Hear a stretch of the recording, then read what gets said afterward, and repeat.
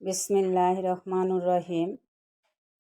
মানুষ টাকার অভাবে মরে না, মানুষ মরে ভালোবাসার অভাবে। আসসালামু আলাইকুম। আমার প্রিয় ভাই ও বোনেরা, আপনারা সবাই কেমন আছেন?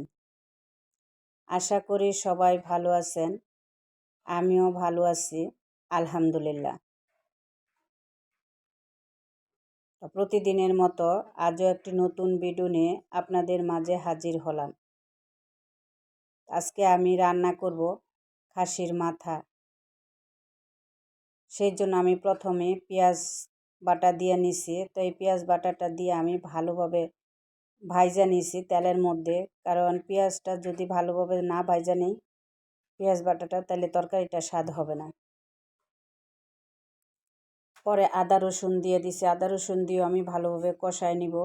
আর পেঁয়াজ বাটাটা একটু বেশি দিলে কি হয়, মানে তরকারিটা রসা হয়, তাহলে শুকনা শুকনা করলেও সেই তরকারিটা জল দিয়ে খাওয়া যায়।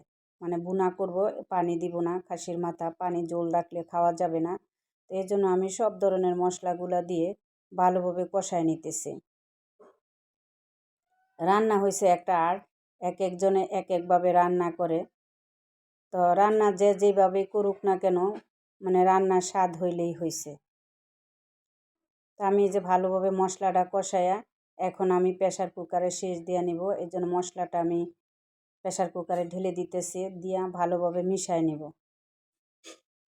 ভালোভাবে মিশাইয়া পরে আমি সেচ দিব। তো আমি এখানে 5টা সেচ দিছি, কারণ শক্ত মাংস আমার মেয়েরা খাইতে চায় না। আর যারা একটু শক্ত খাইতে পছন্দ করে 4টা সেচ দিলেও দমে রাইখা দিলে হবে। তো আমি 5টা সেচ দেওয়ার পরে দমে রাইখা দিছি, পরে আবার নামাইয়া ভালোভাবে জাল দিয়ে নিছি। তো আমার প্রিয় ভাই ও বোনেরা, আপনারা যে যেখান থেকে আমার ভিডিওটা দেখতেছেন, কাছে এবং দূরে, দেশ এবং দেশের বাহিরে, সবাইকে জানাই অন্তরের অন্তঃস্থল থেকে অফুরন্ত ভালোবাসা।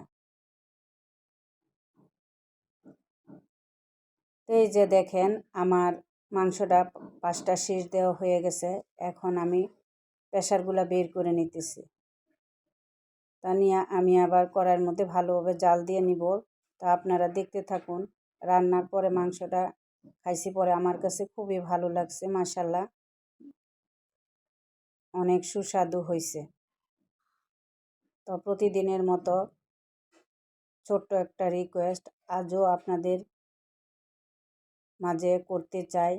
ভিডিওটা দেখতে দেখতে যারা এই পর্যন্ত চলে আসছেন, সবার প্রতি ছোট্ট একটা অনুরোধ, প্লিজ আপনারা একটা লাইক দিয়ে বাকিটা সময় আমার সঙ্গেই থাকুন।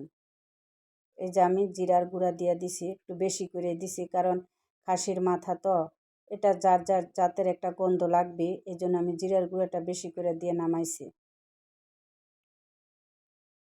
আর ভিডিওটা দেখতে দেখতে যদি আমার ভিডিওর কোনো অংশে কথায় বা কাজে ভালো লেগে যায়, তাহলে আমার চ্যানেলটা সাবস্ক্রাইব করে পাশে থাকা বেল আইকনটা অন করে দিবেন। তাহলে আমি ভিডিও ছাড়া মাত্রই আপনাদের কাছে পৌঁছায় যাবে। ভিডিওর শুরুতেই বলছিলাম যে মানুষ টাকার অভাবে মরে না, মরে শুধু ভালোবাসার অভাবে। দেখেন, যার ঘরে হাজার হাজার টাকা আছে, কোটি কোটি টাকা আছে, কিন্তু ভালোবাসা নাই, সেই বুঝে শুধু ভালোবাসা যে কি জিনিস। তো জীবনে বাঁচতে গেলে টাকা ভালোবাসা দুইটাই দরকার, একটা আরেকটার সাথে একে অপরের সাথে ওতপ্রোতভাবে জড়িত। কারণ আপনার টাকা নাই, ভালোবাসা আছে, সেই ক্ষেত্রেও আপনার ভালোবাসা থাকবে না। দেখা যাবে অনেক ভালোবাসে, কিন্তু সংসারে যখন অভাব থাকবে তখন ভালোবাসা থাকবে না।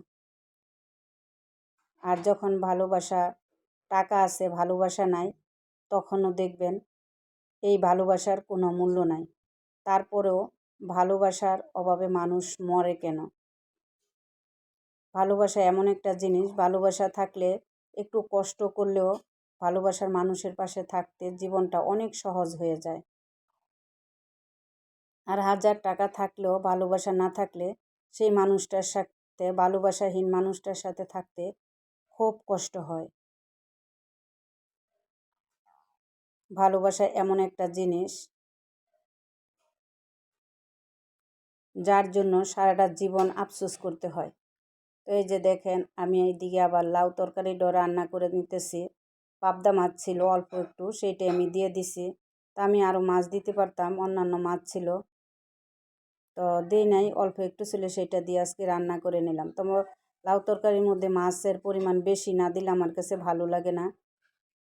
অন্যান্য দিন লাউ তরকারিটা অনেক স্বাদ হয়, আজকে মাছ কম পড়াতে আমার কাছে তেমন একটা ভালো লাগে নাই।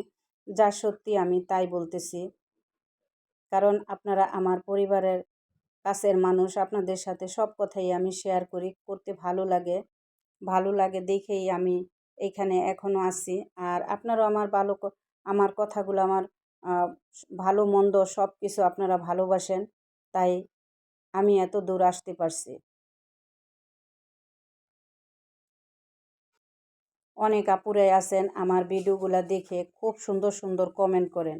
এই আপুদের কমেন্টগুলো পড়ে আমার এত ভালো লাগে, মানে কি বলবো আপুরা, সত্যি আপনাদের প্রতি আমি অনেক মানে ভালোবাসা জানাই যে আপনারা আমাকে এত ভালোবাসা দেন। মানে আমি যতটুকু আপনাদের বলতেছি তাও কম হয়ে যাবে, এর চেয়ে বেশি আমার অন্তরে আপনাদের প্রতি ভালোবাসা আছে। তো ওইখানে লাউ তরকারিটা রান্না করে পাতাকপিটা ভাজি করে নিব। তো পাতাকপিটা কিন্তু আমার কাছে খুবই ভালো লাগছে, মানে খুবই স্বাদ লাগছে পাতাকপিটা। তো পাতাকপিটা ভালোভাবে ভাইজা নিলে কিন্তু ভালোই লাগে। তো এটার মধ্যে একটু পাঁচফোড়ন দিয়া বাগার দিলে আরও স্বাদ লাগবে। তো পাঁচফোড়নটা আমার মেয়ে খাইতে চায় না, এই জন্য আমি পাঁচফোড়ন দিয়ে বাগার দিই নাই। তা আপনারা যারা পাঁচফোড়নটা পছন্দ করেন তারা এই পাতাকপির মধ্যে পাঁচফোড়ন দিয়ে বাগার দিয়ে দেখবেন, অসাধারণ লাগে। আমি মাঝে মধ্যে কী করি যে অল্প একটু ভাগ করে আমার টুকুতে কিন্তু আমি পাঁচফোড়ন দিয়ে বাগার দিয়া খাই। আমি জানি এটা খুব স্বাদ, পাঁচফোড়নের বাগারটা খুবই ভালো লাগে। তেলের মধ্যে আগে দিয়া হালকা বাইজা এটা পাতাকপিটা দিয়ে দিলেই হয়ে যাবে। আপনাদের মাঝে অনেক কথার ফুল জুড়ে নিয়ে আসি, কখন আমার কোন কথায় কার মনে কষ্ট লেগে যায় কেউ বলতে পারে, তাই সবাই ক্ষমার দৃষ্টিতে দেখবেন। মানুষ মাত্রই ভুল, কোনো মানুষই ভুলের ঊর্ধ্বে নয়। আমি মানুষ, তাই আমারও ভুল হতে পারে।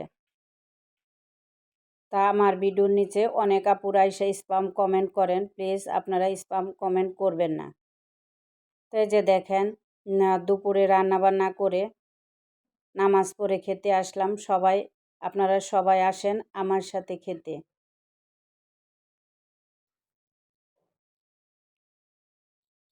বিকালে এই যে একটু নাস্তা করে নিতেছি। তো বিকালে নাস্তা করতে করতে আপনাদের কাছ থেকে বিদায় নিতে চাচ্ছি। সবাই ভালো থাকবেন, সুস্থ থাকবেন, নিজের প্রতি খেয়াল রাখবেন। আল্লাহ হাফেজ।